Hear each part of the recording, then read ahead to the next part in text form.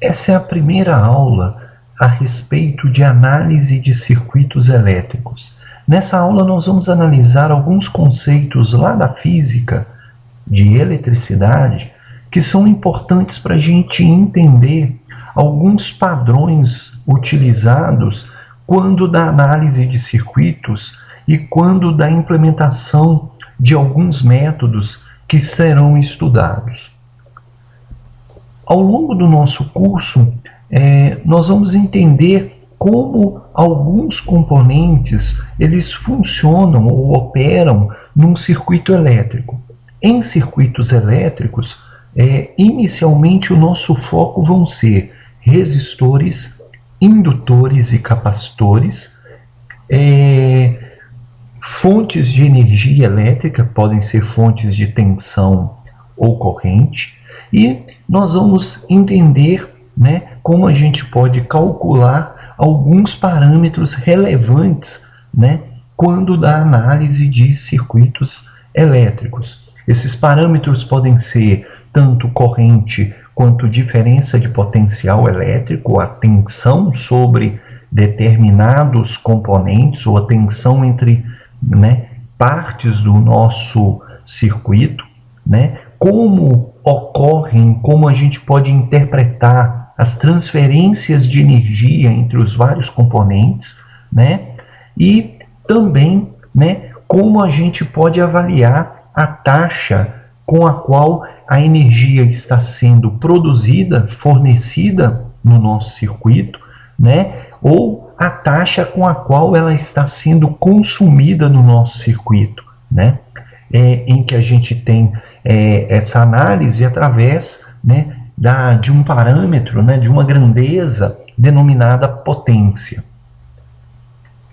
Em cada uma das aulas nós vamos definir cada um desses componentes, nós vamos entender como cada um desses componentes operam e nós vamos entender como analisar os circuitos elétricos quando cada um desses componentes estiverem presentes. A gente tem que lembrar lá da física que se a gente tiver um condutor, isolado no espaço, sem que a gente não tenha presente nenhum campo elétrico, os elétrons, dos condutores, eles vão estar em um movimento caótico dentro da estrutura cristalina desse condutor. A gente tem que lembrar que um condutor possui elétrons em sua última camada livres. Essa última camada é a chamada camada de valência. E eles podem migrar de um átomo para outro átomo dentro dessa estrutura cristalina. Se não houver nenhum campo elétrico presente, e a gente traçar alguma seção transversal nesse condutor, nós vamos observar que no intervalo de tempo, na média, a quantidade de elétrons que atravessam num dado sentido vai ser igual à quantidade de elétrons que cruzam no sentido oposto. Isso já vai ser diferente se a gente tiver, através desse condutor, a existência de um campo elétrico. Esse campo elétrico ele pode ser gerado se nós aplicarmos uma dada diferença de potencial elétrico entre os terminais desses condutores. Associada a essa diferença de potencial elétrico, nós vamos ter um campo elétrico que vai interagir com os portadores de carga existentes no interior dessa estrutura do condutor.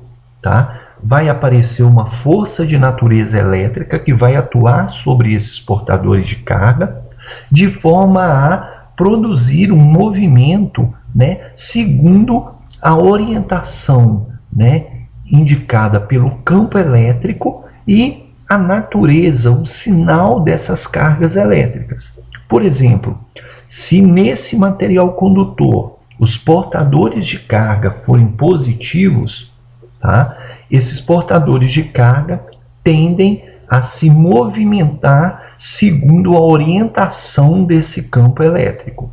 Se os portadores de carga forem elétrons, os elétrons livres, né, eles vão se movimentar em sentido oposto ao campo elétrico. Lembrando que a direção do campo elétrico é sempre, né, do ponto em que nós temos maior potencial elétrico para o ponto que nós temos menor potencial elétrico. Muito bem, a partir do momento em que a gente passa a mensurar, né, um dado campo elétrico no interior do condutor, os portadores de carga livre vão adquirir um movimento ordenado, né, devido à existência da interação entre o campo elétrico e esses portadores de carga.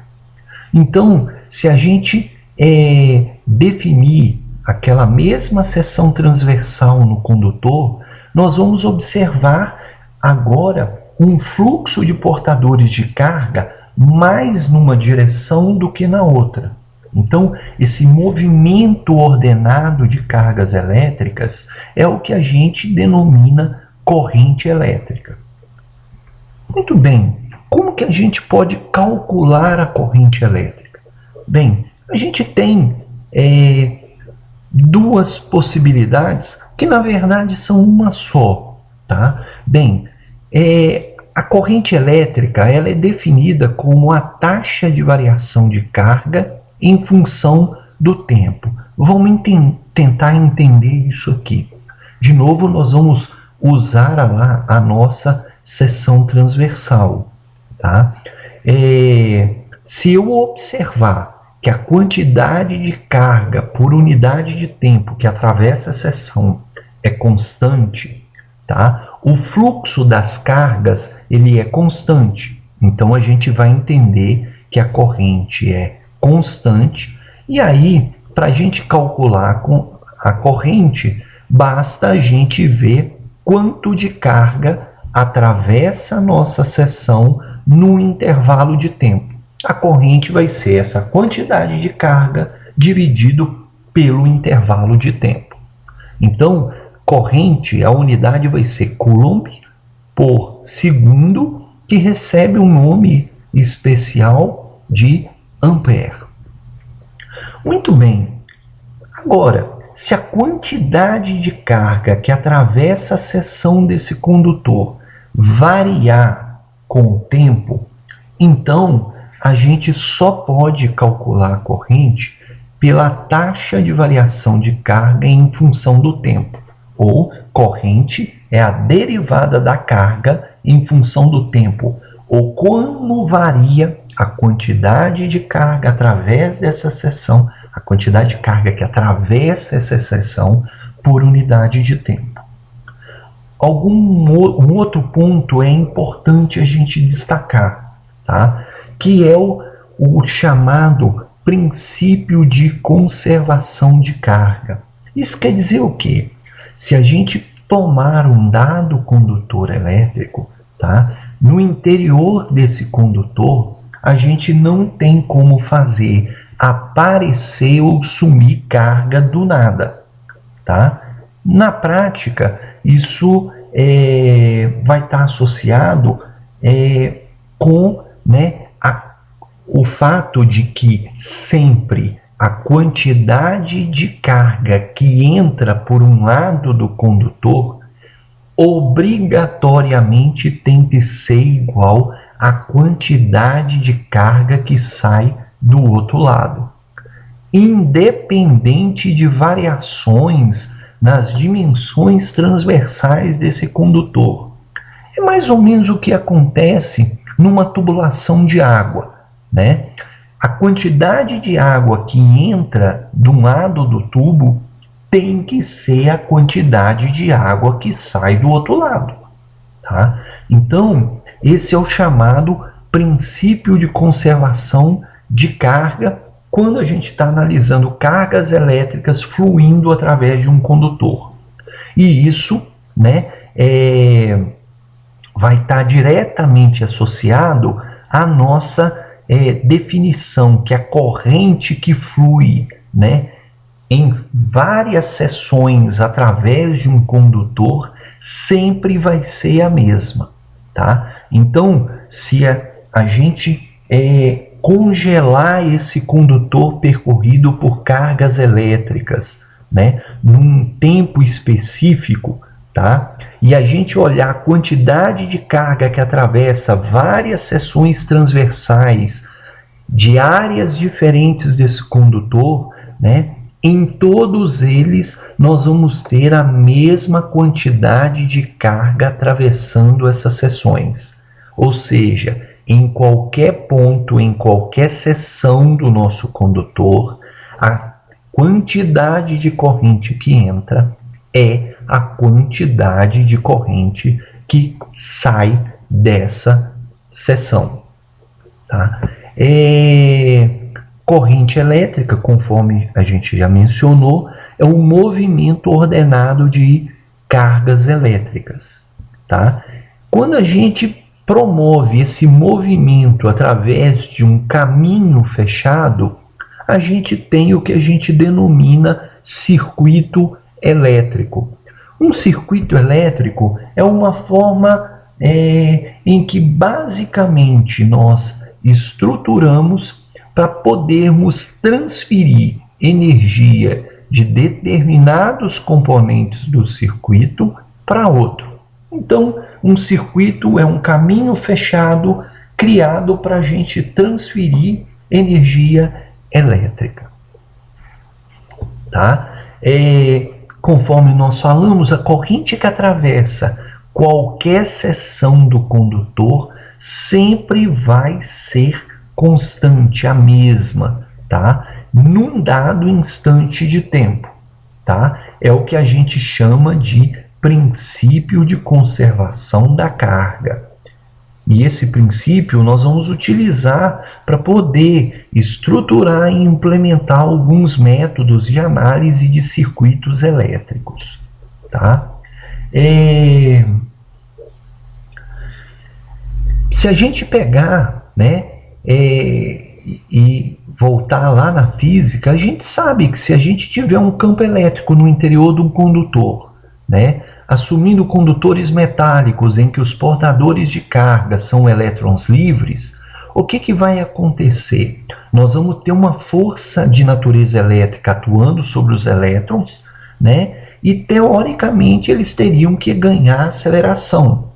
Na prática, o que a gente observa é que os elétrons eles se deslocam através da estrutura cristalina do condutor quando existe, né, um campo elétrico aplicado em seu interior com uma velocidade basicamente constante, algo em torno aí de 10 a menos 4 metros por segundo. Tá? Isso ocorre porque a energia fornecida pelo campo elétrico ela vai sendo perdida nas várias colisões entre os elétrons e a estrutura. Tá? Essas colisões elas acabam promovendo vibrações no interior da estrutura cristalina que em muitos casos vão estar associadas à emissão, né, perda de energia sobre a forma de calor.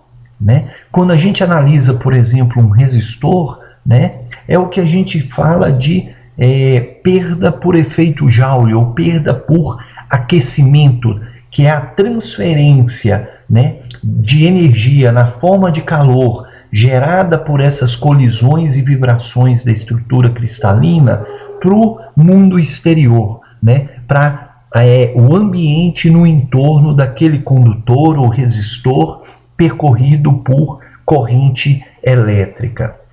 Tá? Outro detalhe importante é que microscopicamente a gente pode ter materiais em que os portadores de carga que efetivamente têm liberdade de se movimentar são elétrons, tá? E materiais em que nós temos íons positivos como portadores de carga com capacidade de se movimentar. Quando a gente está analisando macroscopicamente, esse movimento ordenado de cargas elétricas, conforme é visto lá na física, para nós é indiferente se o que está em movimento são portadores de carga positiva ou portadores de carga negativa. Quando a gente está analisando corrente elétrica, o efeito macroscópico é o mesmo. Então, por convenção e simplicidade, a gente normalmente assume que a corrente elétrica, né, vai ter o sentido percorrido por portadores de carga positiva, mesmo que microscopicamente o que efetivamente esteja em movimento sejam os elétrons livres. Então, quando a gente fala de corrente elétrica, a gente assume que os portadores de carga são sempre positivos. Bem, por que isso é importante? E aí nós vamos lembrar de alguns conceitos lá na física que vão justificar algumas convenções que nós vamos adotar nos métodos de análise. Para fazer essas considerações, vamos analisar um componente qualquer de um circuito. Esse componente pode ser uma fonte, pode ser um resistor, pode ser um capacitor, um indutor. Cada um deles nós vamos analisar o seu comportamento em outras aulas que vão estar disponibilizadas aqui neste canal. As equações de interesse são, né, a corrente, que é o fluxo de cargas, e a equação para cálculo de diferença de potencial entre dois pontos. Então, a gente viu lá na física que se a gente tomar dois pontos quaisquer, né, no espaço, a diferença de potencial elétrico entre esses dois pontos pode ser calculada através de uma integral, né, de linha, em que a gente analisa a cada percurso infinitesimal o campo elétrico e a direção do campo elétrico com relação à direção que nós estamos realizando esse percurso. Então, para calcular a diferença de potencial entre dois pontos, nós realizamos um percurso entre esses dois pontos e efetuamos, né, o cálculo, né, do produto escalar entre o vetor campo elétrico em cada posição infinitesimal e o vetor deslocamento infinitesimal. Bem, a gente não quer aqui tratar em minúcias como a gente efetua essa operação de integração. Mas o que é importante para a gente definir é o seguinte: toda vez que eu quero calcular a diferença de potencial elétrico, eu tenho que definir um percurso, um caminho, eu tenho que seguir um caminho, tá? Durante esse percurso, esse caminho, eu vou ter que ir realizando alguns cálculos. O importante preciso realizar um percurso. Muito bem, lá na física também nós vimos que a diferença de potencial elétrico ela é calculada como a razão entre o trabalho necessário para deslocar uma carga elétrica de um ponto a outro do espaço e o valor dessa carga elétrica. E a gente sabe que trabalho tem a ver com energia. Se a gente realiza trabalho, para realizar o trabalho a gente precisa ter energia. E ao realizar trabalho, nós podemos estar fornecendo energia ou retirando energia de algum outro elemento do sistema. Muito bem, então vamos analisar essa figura por hora. Nós vamos, um retângulo, é um componente qualquer. À medida que a gente for analisando cada um dos componentes de circuito, nós vamos analisando especificamente, caso a caso, o comportamento de cada um. Mas por hora, o nosso objetivo é uma análise genérica. Então, o que nós temos? Nós temos um ramo qualquer de um circuito elétrico. Nesse ramo, nós temos um componente, não nos interessa por hora saber que componente é esse. Esse componente tem dois terminais, que aqui eu estou definindo como terminal B e A. A gente sabe que, eventualmente, entre esses dois terminais, nós vamos ter uma diferença de potencial elétrico, tá? E aí, nós vamos assumir que a corrente elétrica, tá? Ela tem o sentido indicado por essa seta vermelha aqui. Então, para esse elemento que nós estamos analisando aqui agora, a gente sabe que a corrente elétrica, ou que as cargas elétricas, estão indo do ponto B para o ponto A, do terminal B desse componente para o terminal A. E a gente sabe que corrente elétrica, né, como é o sentido percorrido por cargas positivas, né, se a corrente elétrica tem esse sentido, isso quer dizer que o terminal B desse componente está associado ao nível de potencial elétrico mais alto, que nós estamos assumindo como positivo.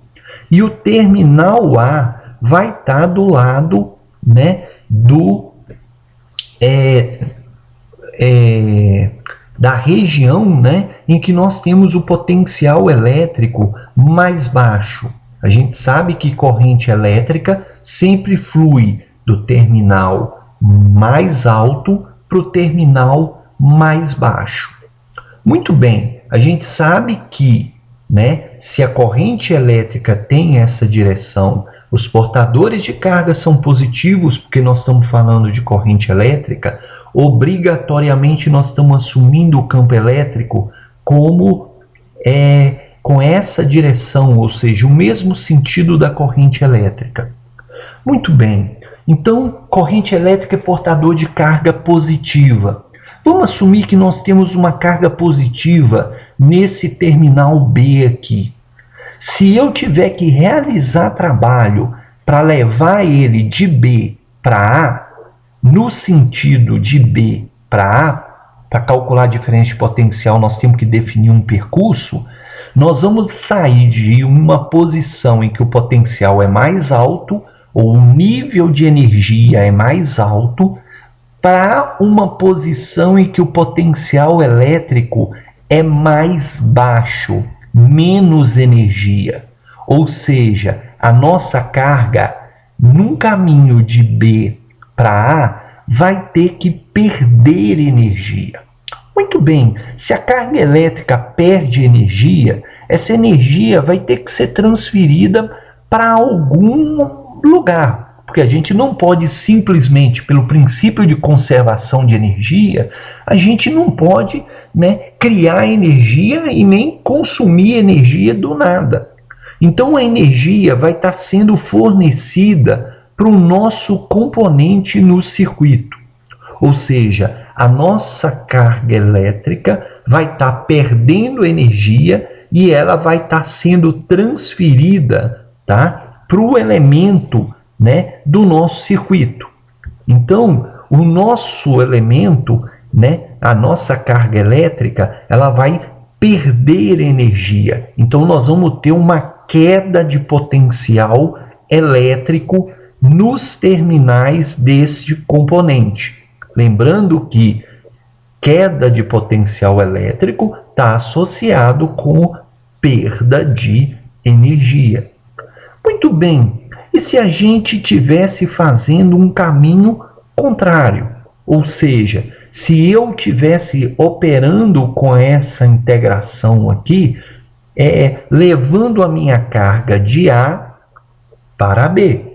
Ou seja, eu ia pegar uma carga numa região com menos energia e estaria levando ela contra a corrente para uma região de mais energia.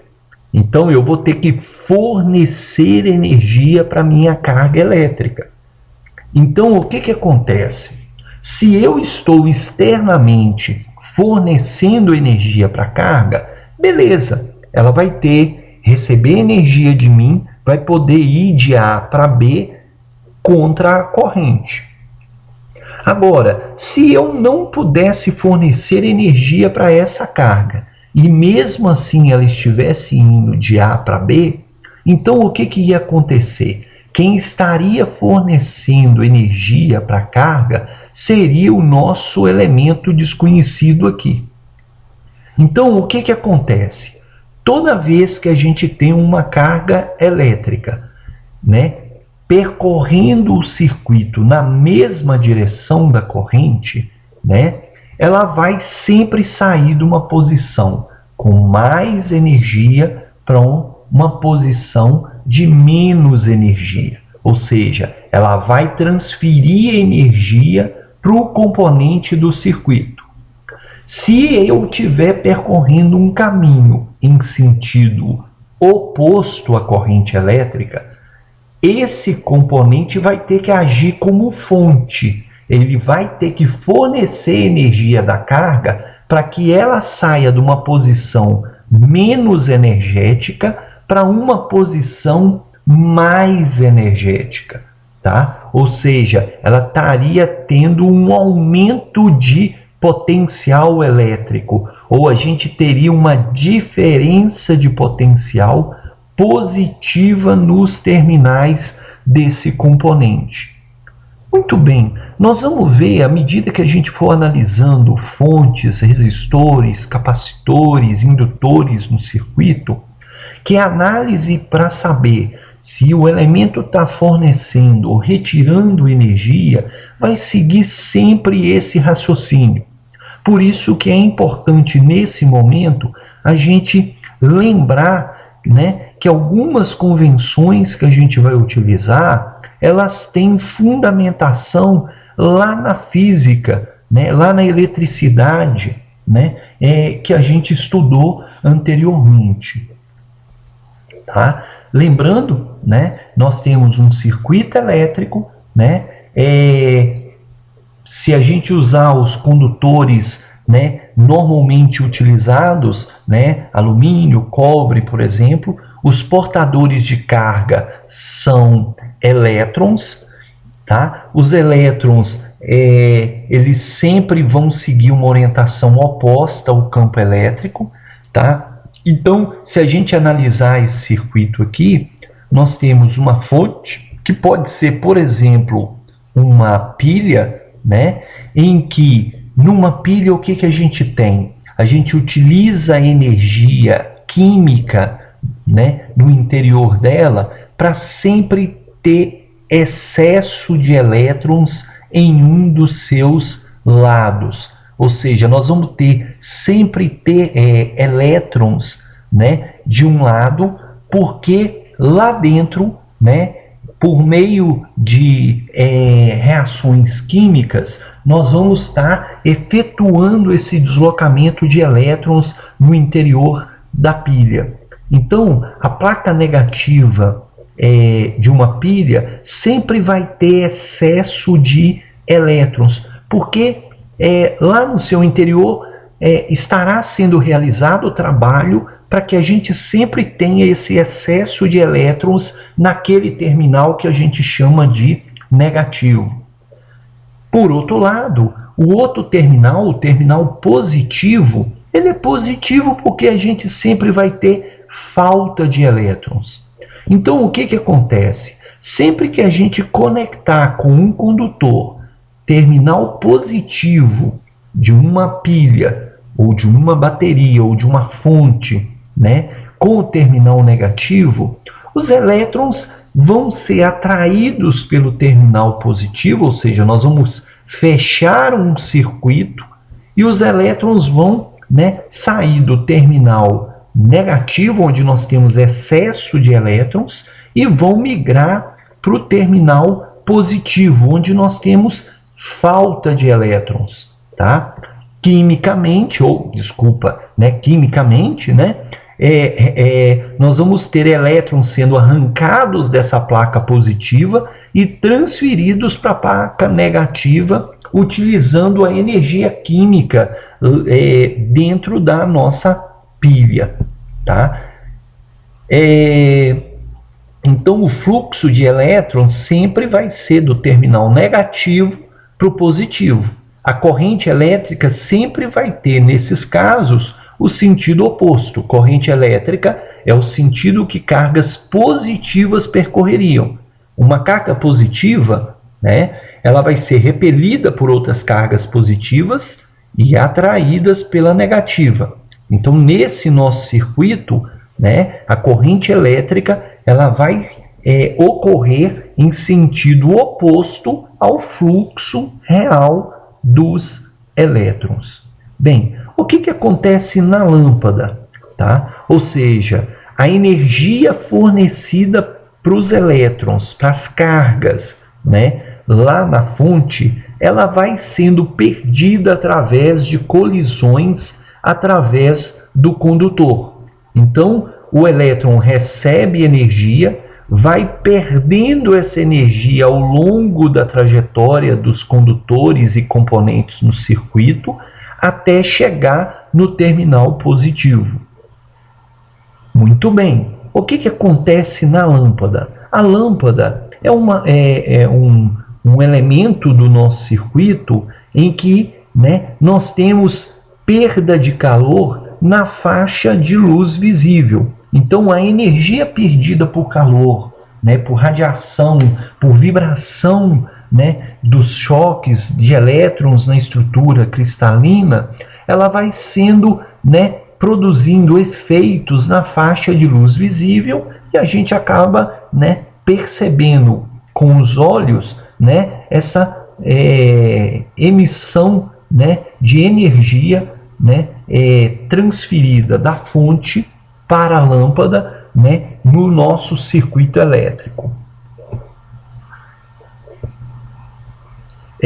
Ao longo da nossa matéria, nós vamos detalhando um pouco melhor o que nós genericamente estamos tratando nessa primeira aula, nessa primeira parte. Por hora, né, nós vamos encerrar essa aula. A próxima, nas outras aulas disponíveis, nós vamos tratar de cada um dos componentes e de métodos de análise de circuitos, né? Mais uma vez, obrigado.